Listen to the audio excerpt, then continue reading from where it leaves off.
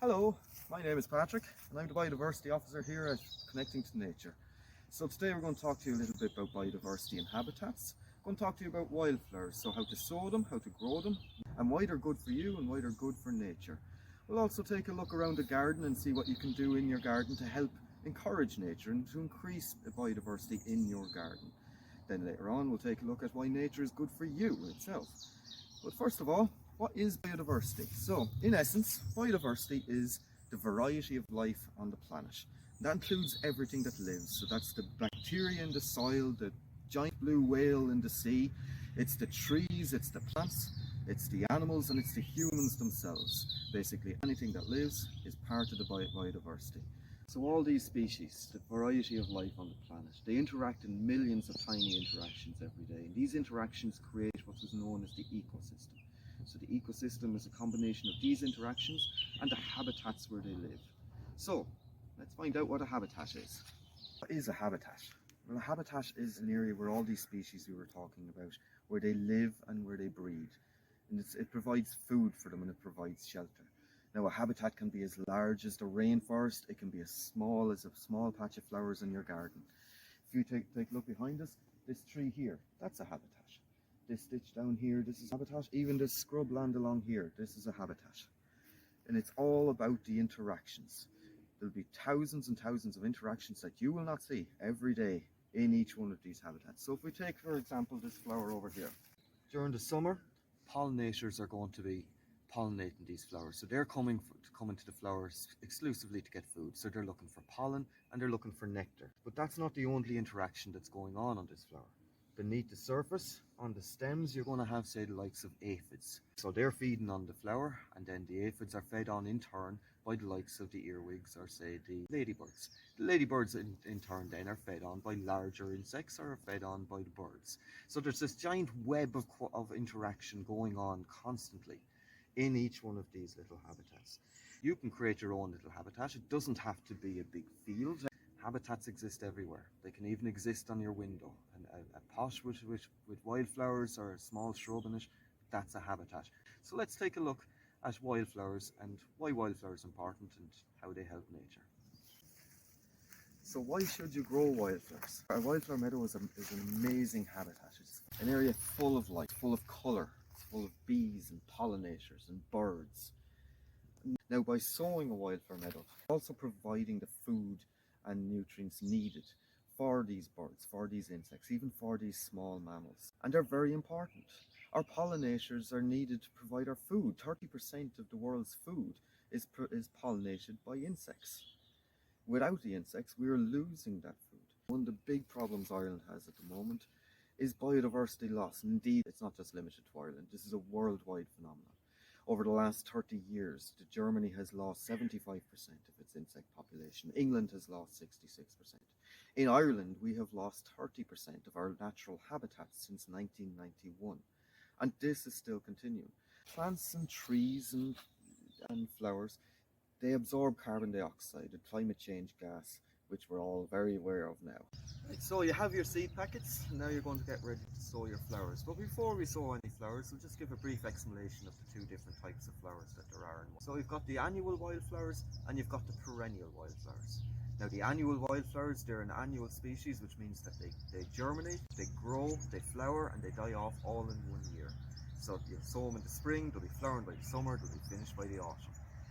The annual wildflowers are much more vibrant than the perennials. So because they die off at the end of the year, an annual meadow needs to be replenished each year. The other type then that you have is the perennial wildflowers.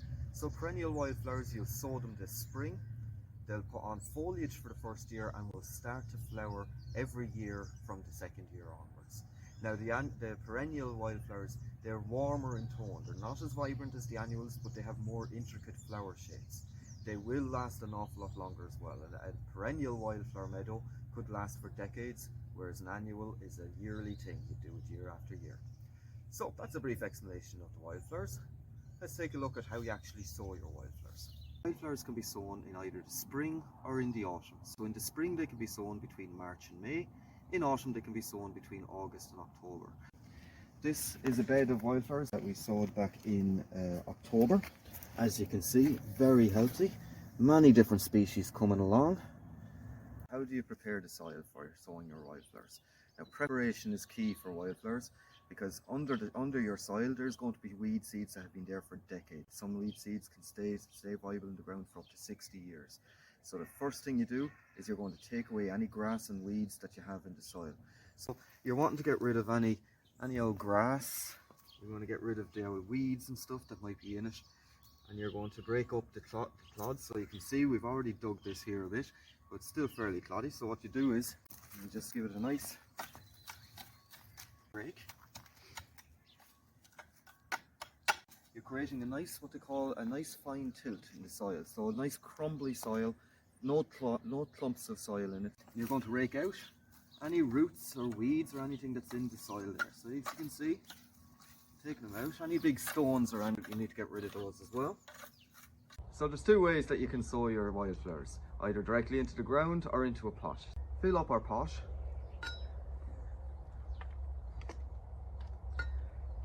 So bring it right up to the top, leave about half an inch at the top, just so when you need to water it later on that the water doesn't flow out all over the place.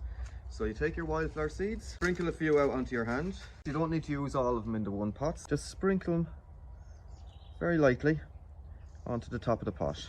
Wildflowers need sunlight, so don't bury them under the ground, just kind of sprinkle them out and then just tamp it down. And then get a small watering can or a little jug of water, give them a quick watering. Wait then for about a week or so, you'll start to see some life. That's it, it's as simple as that. So what else can we do to help our native wildlife? Well, one of the easiest things we can do is plant a tree. So as you can see here, we've got a nice established tree on the plot that can be home for up to 400 different species of insects, ferns, birds and even small mammals. Another thing, we can plant hedgerows or hedges, dense hedges, to provide cover and shelter for our birds so they can nest in it. Preferably plant some native hedging, and preferably plant some native hedging that will provide berries and nuts. So you're looking at hazelnuts, hawthorns, blackthorns, crab apples and so on. One of the best things that we can do is feed the birds and provide them somewhere safe for them to shelter and to nest during the breeding season. We've put up a nice birdhouse up here. Birds will start investigating that now coming into early spring. So from February onwards, the blue tit and the grey tit will be looking for nests. They will be investigating these houses. So here we are, we have a nice little bird table set up. So as you can see, we've got a good quality mix in this. And if you take a look, this is what you're looking for. So you're going to be looking for some fruit. You want oats, so we've got some oats there. Mealworms, especially for our songbirds, the likes of the robin, the blackbird and the song thrush are especially fond of the mealworms. We've got bits of, these are chopped peanuts. And of course, we've got shelled sunflowers. Now, that's a good quality mix. It's going to be very popular with the birds. But if you get a cheap mix, it's going to be full of wheat, it's going to be full of cracked corn. Not going to be very popular unless, as I said earlier, you want to bring in the crows, you want to bring in the pigeons. So we've talked about biodiversity, we've talked about wildflower meadows and why it's so important for the natural world. But why is nature important for us as humans? Well, this comes back to a theory known as biophilia. Biophilia is an idea that humans are intrinsically connected to nature.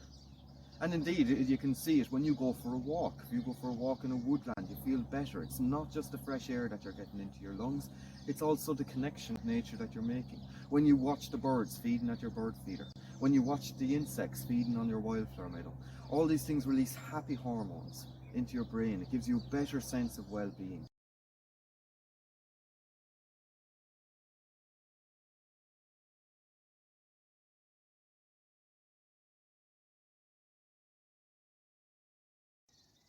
So thanks for watching. I hope you've enjoyed it and that's been educational for you. If you have any further queries or questions, head on over to connectingtonature.ie. You can find plenty of blogs and resources. So you've got your seeds, you've got your pots or your soil, so by the summer you're going to have a nice vibrant display of flowers. Thanks again. Bye now.